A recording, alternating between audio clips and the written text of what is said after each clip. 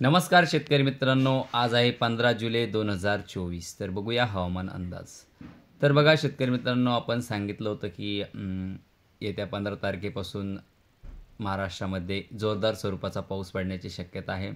त्याचप्रमाणे आज पहाटे मध्यरात्री महाराष्ट्रामध्ये बऱ्याच ठिकाणी चांगल्या स्वरूपाचा पावसाला सुरुवात झालेली आहे आणि पुढील 48 तासात महाराष्ट्रामध्ये बघा छत्रपती संभाजीनगरचा उत्तर भाग म्हणजेच कन्नड, सिल्लोड, अजिंठा, जळगाव आणि धुळे पूर्व, अकोला, अमरावती, नांदेड, किनवट,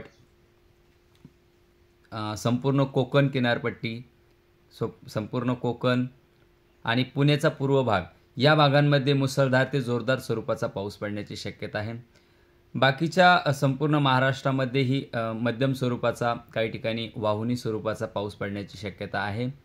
तसेच छत्रपती संभाजीनगरच्या उत्तर भागात म्हणजेच कन्नड, सिल्लोड, फुलंब्रीचा काही भाग, खुलताबाद आणि अजिंठा या भागांमध्ये मुसळधार स्वरूपाचा पाऊस पडण्याची शक्यता आहे. उर्वरित छत्रपती संभाजीनगरमध्येही मध्यम स्वरूपाचा, काही ठिकाणी वाहुनी स्वरूपाचा, काही ठिकाणी पेंडवणी, चांदणबरी स्वरूपाचा पाऊस पडण्याची शक्यता पुढील 48 तासात आहे.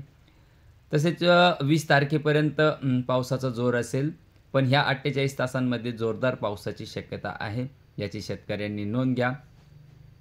माझं नाव रवींद्र चांगदेव डमाळे, मुक्काम पोस्ट धुंदलगाव, तालुका वैजापूर, जिल्हा छत्रपती संभाजीनगर. धन्यवाद.